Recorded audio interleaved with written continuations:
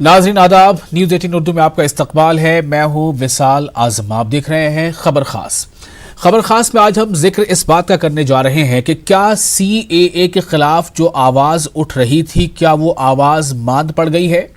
क्या जो आवाज़ अलीगढ़ मुस्लिम यूनिवर्सिटी और उसके बाद जामिया से उठी थी, उसके बाद मुल्क के करीब 50 से ज़्यादा तालीमी इदारों में, यूनिवर्सिटियों में ये आवाज़ उठने लगी, उसके बाद शाहीन बाग ने जो है वो एक तरह से हम कह सकते हैं कि एक नए शक्ल में शाहीन बाग का जन्म हुआ, तो क्या ये आवाज़ अब कमज़ोर पड़ रही है?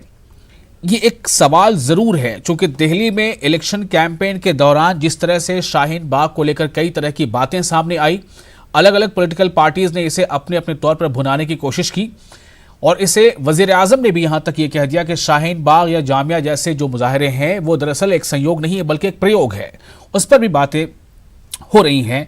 आज हम आपको ये बताएंगे कि मुल्क की जो एक पहचान है फेडरल स्टेट के होने के नाते, यहाँ पे कई रियासतें हैं, तो आज एक नहीं, दो नहीं, तीन नहीं, बल्कि 5 ऐसी रियासतें हैं जहाँ की असेंबली में CAA के खिलाफ और कुछ असेंबलीज में तो CAA, NRC और NPR के खिलाफ करारदादें मंजूर हो चुकी हैं। जी हाँ, इसकी शुरुआत भले ही केरल से हुई थी, लेकिन 5वीं रियासत बन चुकी है मध्य प्रदेश, जहां पर इसको लेकर CAA के खिलाफ करारदाद मंजूर कर ली गई है।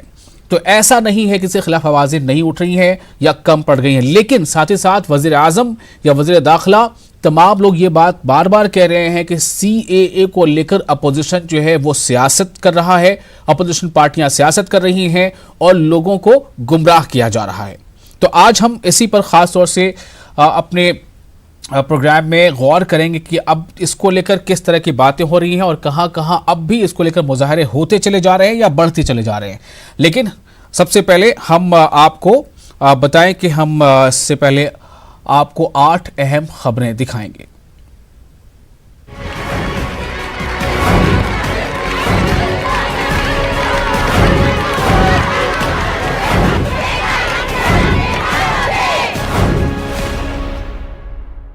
तो CAA पर 5 का पंच जो है, यानी 5 रियासतों का ये फैसला है, उस पर हम बातचीत करेंगे। लेकिन पहले एक नजर डालते हैं आज की 8 अहम खबरों पर।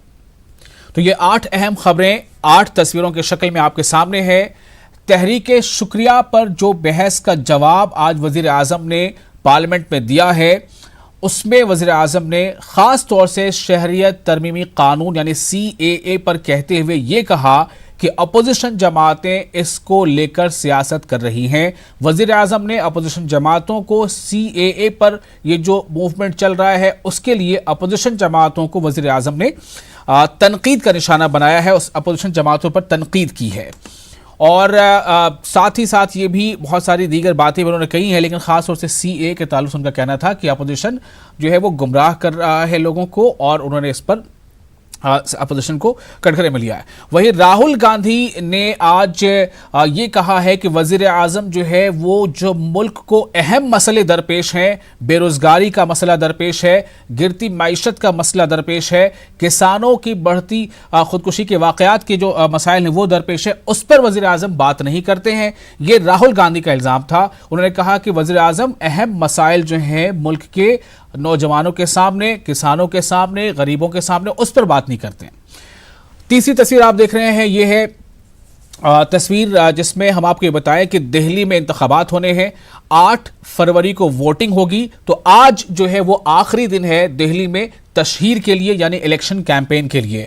अब से कुछ देर के बाद ही वहां पर तशहीर खत्म हो जाएगी और जो पिछले करीब 10 दिनों में लगातार शोर शराबा देखा गया, अलग अलग पार्टियों के बड़े बड़े नेताओं के जो रोड शोज देखे गए और लाउड स्पीकर जो गूंजता रहा, उसे अब आराम मिल जाएगा और दिल्ली की आवाम को 48 घंटे का वक्त मिलेगा इस बात पर गौर करने के लिए कि उन्हें दिल्ली की बागडोर अगली बार किसके हाथ में सौंपनी है।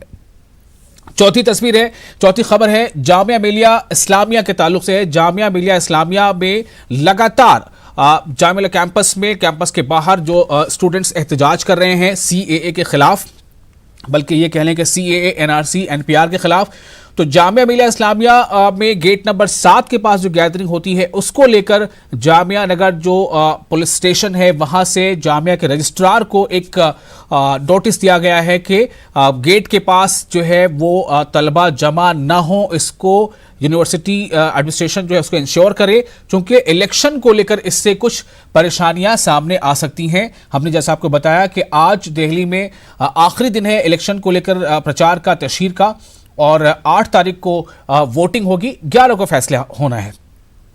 और अब आइए आप नीचे दाहिनी तरफ की पहली तस्वीर, उसमें जो खबर है वो ये है कि ट्रस्ट पर नो ट्रस्ट। स्वामी चक्रपाणी जो है उन्होंने इस पर एतराज जताया है। किस बात पर? जो ट्रस्ट बनाया गया है जिसका कल ऐलान वजीर आजम ने पार्लियामेंट में किया था कि राम मंदिर के निर्माण के लिए जो ट्रस्ट बना है उसको लेकर स्वामी चक्रपाणी ने सवाल उठाए हैं और उन्होंने इस पर एतराज जताया है। कई तरह की बातें उन्होंने की हैं। कुल मिलाकर यह है कि ट्रस्ट पर सबका ट्रस्ट हो, अभी ऐसा जरूरी नहीं है। ये चक्रपाणी महाराज जो है वो इस पर आवाज उठा रहे हैं। और ये एक और अहम तस्वीर है, ये आपको मैं बता रहा हूं कि किस तरह से एहतजाज CAA को लेकर जारी है। लखनऊ में जो एडवोकेट शुएब हैं वो समाजी कारकुन भी हैं। उन्होंने, आपको याद होगा जब 19 दिसंबर या 20 दिसंबर के दौरान जब वहां पर यूपी में कई शहरों में लगातार आवाजें बुलंद हुई थी, लोग सड़कों पर आए थे, तो उससे कबल ही एडवोकेट शुएब को, जो समाजी कारकुन भी हैं, उन्हें हाउस अरेस्ट कर लिया गया था, बाद में उन्हें गिरफ्तार भी कर लिया गया था और कई दिनों के बाद उन्हें रिहाई मिली थी। तो उनका यह कहना है, वो रिहाई मंच जो है वो चलाते हैं, उनका कहना है कि CAA NRC NPR के खिलाफ एहतजाज जारी रहेगा। जो आपको हम बताया कि यूपी के कई शहरों में शाहीन बाग की तरफ एहतजाज हो रहे हैं, खुद लखनऊ के घंटा घर में एहतजाज जारी है। उसके बाद आप तस्वीर देखिए, विजयवाड़ा की तस्वीर है। विजयवाड़ा में भी लगातार CAA के खिलाफ एहतजाज हो रहा है और ये जो तस्वीर है इसमें आप देख रहे हैं कि खवातीन काफ़ी बड़ी तादाद में हैं जो सड़कों पर निकली एक जुलूस की शक्ल में, और ये मुतालबा कर रही हैं मरकज़ से कि वो इनके दरख्वास्त को कबूल करे और CAA NRC NPR जैसे कानून को वापस ले लें। और आखिरी तस्वीर है वो सीकर की तस्वीर है, राजस्थान के सीकर की। वहां भी CAA के खिलाफ लगातार एहतजाज हो रहा है। राजस्थान के सीकर में आप देखिए काफ़ी बड़ी तादाद में लोग जमा हैं, इनमें भी बड़ी तादाद खवातीन की है।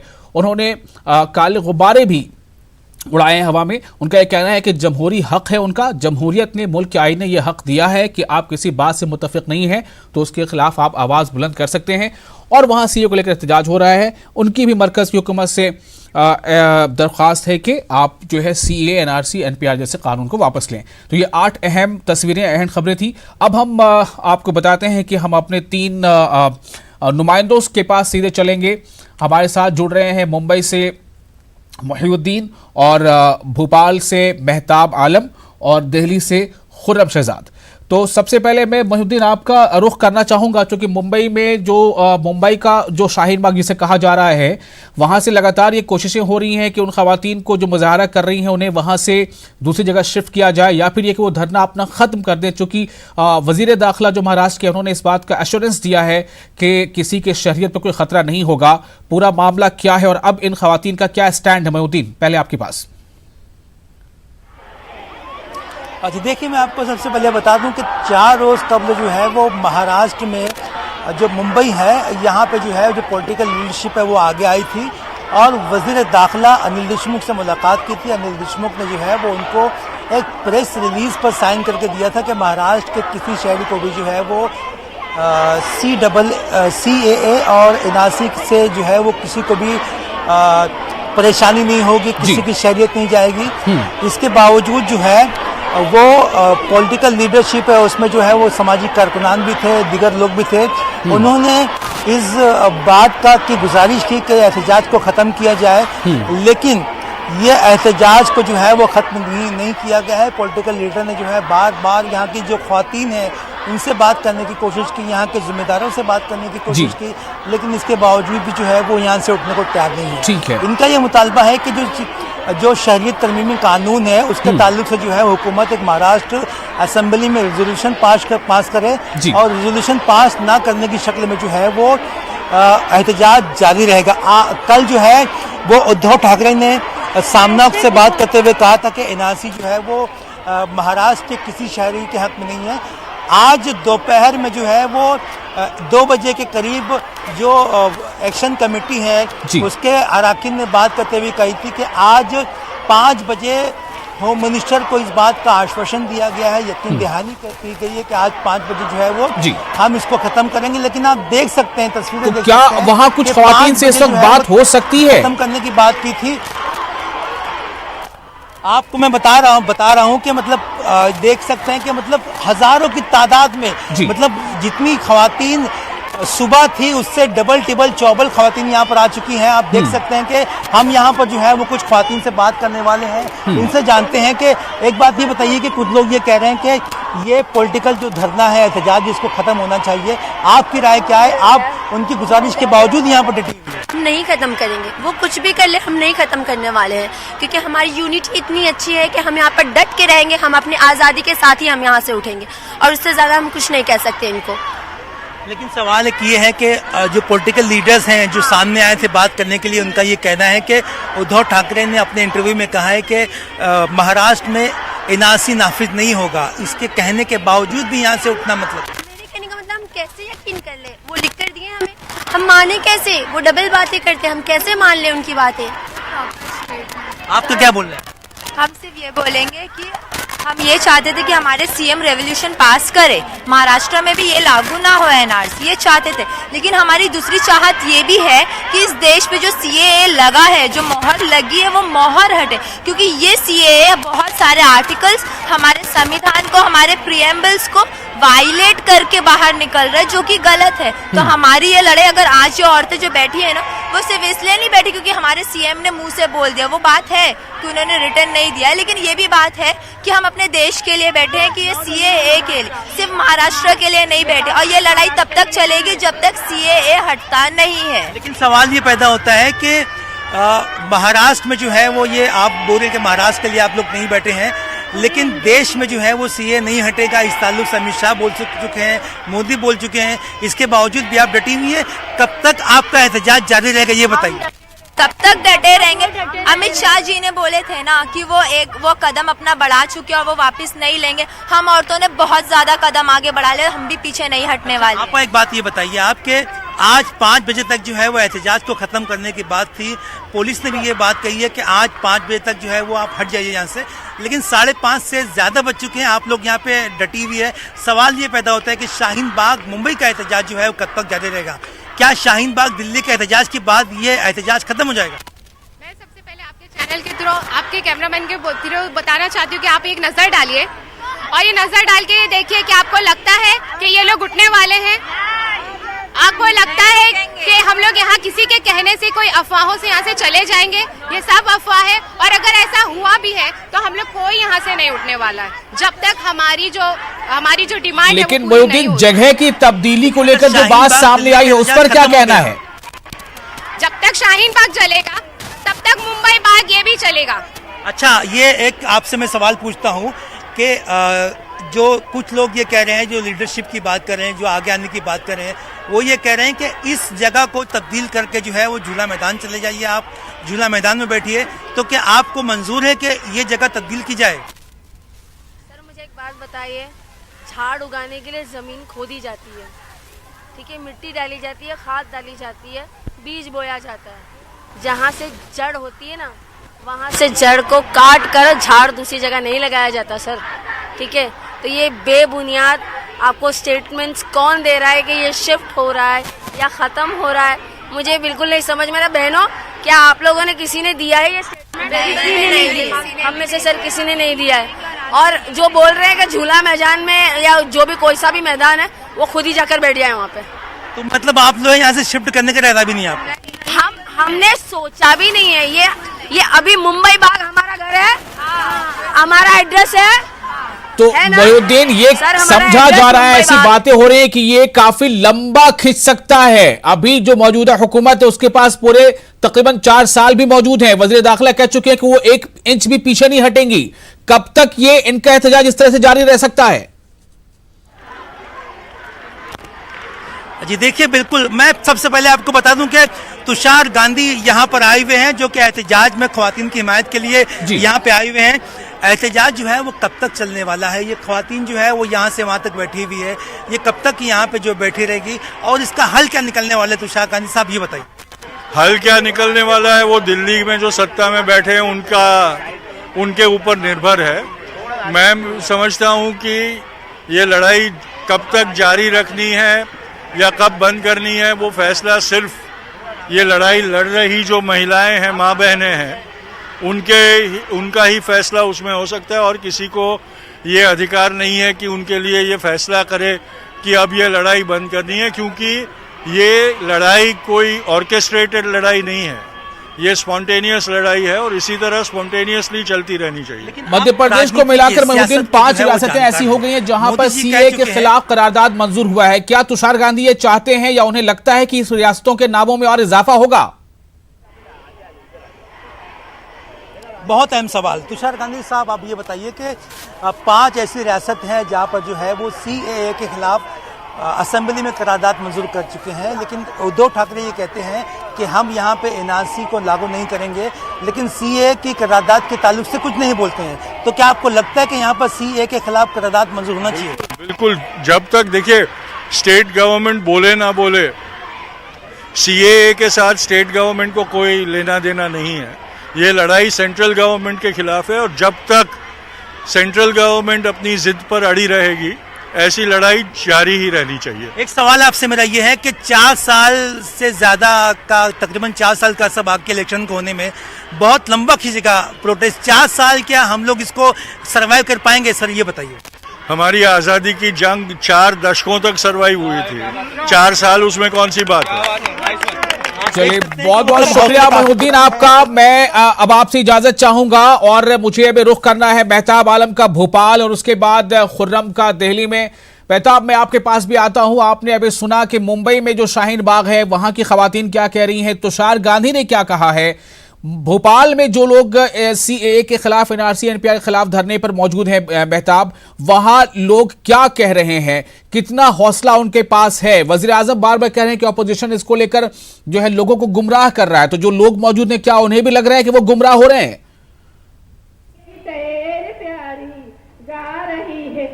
अब विशाल हम बता दें कि मध्य प्रदेश में कल जिस तरह से रेजोल्यूशन करारदाद मंजूर की गई है, यहाँ पर हमारी कल भी बात हुई थी और इस वक्त भी हम भोपाल के इकबाल मैदान में, जहाँ पर 37वां दिन है और एहतजाज जारी है। आप हमारे पीछे देख रहे हैं यहाँ पे खवातीन वो लोग बैठे हुए हैं और एहतजाज जारी है। ये तमाम लोग हुकूमत का जो मौकूफ है उससे किसी भी तरह से राजी नहीं है। इनका ये कहना है कि हुकूमत उन्हें गुमराह कर रही है और हुकूमत जो है अवाम को गुमराह करने के लिए, अपने मौकूफ पर बने रहने के लिए अपोजिशन पार्टियों को इल्जाम ठहरा रही है कि अपोजिशन एहतजाज करवा रही है। आइए यहाँ पे कुछ लोग हैं, उनसे बात करते हैं। जावेद साहब जो है आज पार्लियामेंट में वज़ीर आज़म साहब ने बयान दिया और कहा कि जो है एहतजाज जो है ये अपोजिशन पार्टियां करवा रही हैं। आप क्या मानते हैं? ये बिल्कुल सरासर गलत है। ये जनता के द्वारा, जनता के लिए खड़ा गया, जनता के हित के लिए खड़ा गया आंदोलन है, जनता के द्वारा ही किया गया है। हम लोगों का कोई पॉलिटिकल रिलेशन नहीं है, ना कोई राजनीतिक मंच है, ना हम किसी को यहाँ राजनीति करने दे रहे हैं।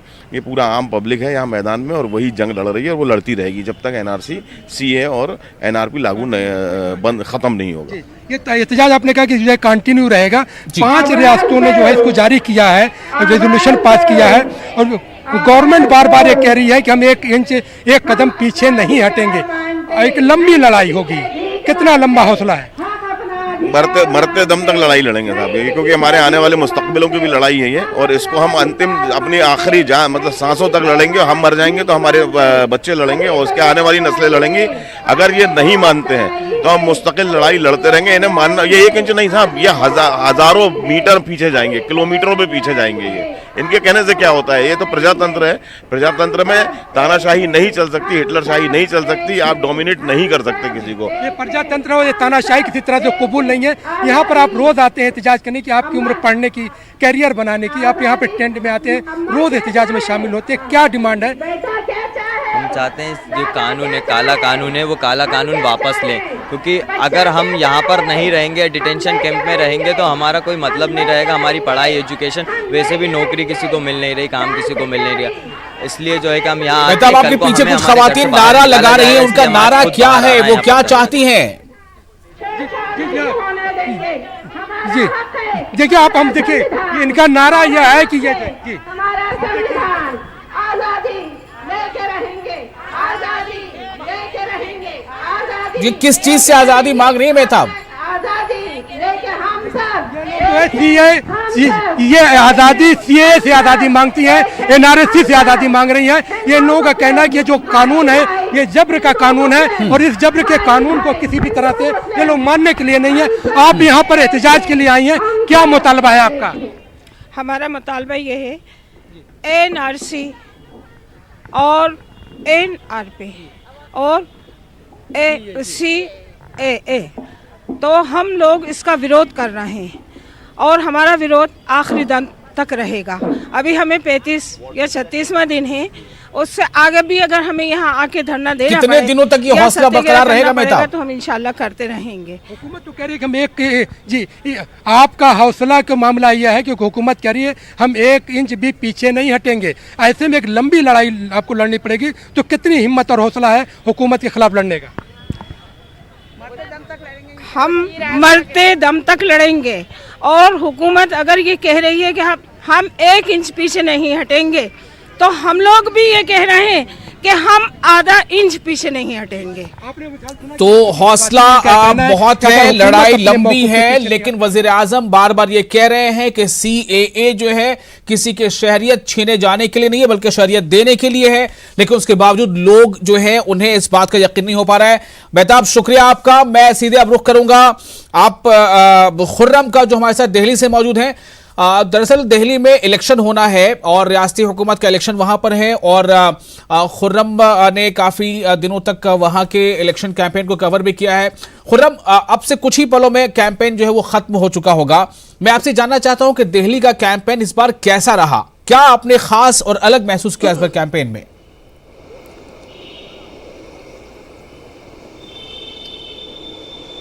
देखिए विशाल, जिस तरह का कैंपेन रहा है कुछ लोकसभा का जो कैंपेन था उससे मिलता जुलता रहा है, क्योंकि यहाँ पर सीधे तौर पर जो मुल्क के मसाइल होते हैं यानी राष्ट्रवाद, देशभक्ति, हुब्बुल वतनी, इन तमाम चीज़ों को उतारा गया है। शाहीन बाग का मुद्दा यहाँ पर कलीदी रहा है क्योंकि बीजेपी की तरफ से इस पूरे मौजू को सियासी तशहीर की मुहिम में लगातार कलीदी जगह मिली और उन्होंने इसको राष्ट्रवाद के मुकाबिल खड़ा किया। शाहीन बाग को एक सोच करार दिया गया। हालांकि कांग्रेस और आम आदमी पार्टी की बात की जाए तो दोनों ही पार्टियां, कांग्रेस थोड़ा खुलकर शाहीन बाग के साथ खड़ी रही, जिस तरह के शहरियत कानून के खिलाफ उसने जो मौक़िफ़ इख्तियार किया था, लेकिन आम आदमी पार्टी ने थोड़ी दूरी बनाई है। उसने यहाँ के जो काम किए हैं उन्होंने उसकी बुनियाद पर वोट मांगने की कोशिश की है। तो बड़ा ही बहुत ही कहना चाहिए बहुत ही जारहाना मुहिम, कशीरी मुहिम बीजेपी की तरफ से लगातार चलाई गई। वज़ीर आला अरविंद केजरीवाल और आम आदमी पार्टी और साथ साथ कांग्रेस की तरफ से अपने अपने मुद्दे आवाम के सामने रखे गए। आज भी वज़ीर दाखिला अमित शाह की 2 जगह पर रैलियां हुई, सीमापुरी में रैली हुई, नंदनगरी में रैली हुई। चिराग पासवान एनडीए की तरफ से वो मैदान में उतरे। इसी के साथ साथ उत्तराखंड के वज़ीर आला त्रिवेंद्र वो भी यहाँ पर मैदान में उतरे। त्रिवेंद्र सिंह रावत वो भी मैदान में उतरे। उन्होंने लेकिन खुर्रम, मैं आपसे ये कहना चाह रहा हूं कि अभी जो इससे पहले कुछ इंतखाबात जहां पर बीजेपी बहुत अच्छे नतीजे हासिल नहीं कर पाई, उनमें हरियाणा का इंतखाब है, उसमें झारखंड का इंतखाब है, इन दोनों जगहों पर भी बीजेपी की तरफ से नेशनल जो इश्यूज हैं उनको ज्यादा हाईलाइट किया गया था। दिल्ली में भी आप बता रहे हैं कि इन्हीं यानी राष्ट्रवाद से के इर्द गिर्द मुद्दे को बीजेपी ने हाईलाइट किया है। क्या ये समझा जा रहा है कि बीजेपी इस पर इत्तेफाक कर रही है कि वो यही मुद्दे उन्हें आगे ले जा सकते हैं? चूंकि ये अरविंद केजरीवाल के ऊपर है कि उन्होंने किया क्या है, यानी परफॉर्मेंस रिपोर्ट की बुनियाद पर वो अपना कैंपेन करें। तो क्या अरविंद केजरीवाल को बहुत टफ फाइट करनी पड़ी, मतलब झेलना पड़ा इस काउंटर इशू को लेकर? देखिए विशाल, अगर बात करें शुरू की इंतखाबी तशहीर के जो दिन थे उसमें बीजेपी काफ़ी पीछे लग रही थी, लेकिन जिस तरह से बीजेपी ने एक अलग ही हिकमत अमली अपनाई, ख़ासतौर से शहरियत कानून के ख़िलाफ़ जो दिल्ली में अलग अलग जगह पर अलग अलग शाहीन बाग दिखाई दिए, चाहे वो कुरेजी का इलाका हो, सीलमपुर का इलाका हो, मुस्तफ़ाबाद का इलाका हो या फिर हौजरानी का इलाका हो, निज़ामुद्दीन का इलाका हो, यानी जो भी मुस्लिम इलाके हैं वहाँ पर जो ख़वातीन ने एहतजाज शुरू किया, उन्होंने सीधे तौर पर इस पूरे मौजू को वहाँ से जोड़कर भुनाने की कोशिश की है। तो जिस तरह से बातें सामने आ रही हैं तो कुछ ना कुछ गेन तो बीजेपी ने जरूर किया है, लेकिन कितना गेन किया है, अब 2 दिन है, परसों वहां यहाँ पर वोटिंग होने वाली है, तमाम तरह की तैयारियां यहाँ पर पूरी हो चुकी हैं। कांग्रेस का कैंपेन इतना इंटेंसिव क्यों नहीं रहा? आप मेरे पीछे भी देखेंगे किस तरीके से। जी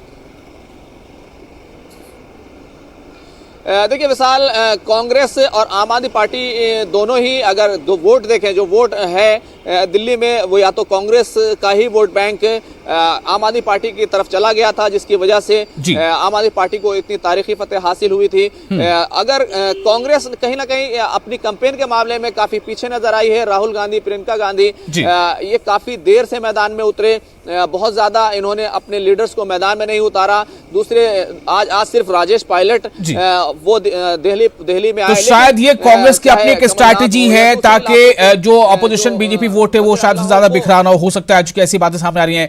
खुर्रम, बहुत बहुत शुक्रिया आपका और हमारे तमाम नाज़रीन का भी शुक्रिया जो हमारे साथ बने रहे। मुझे दीजिए इजाजत, बहुत बहुत शुक्रिया, आदाब।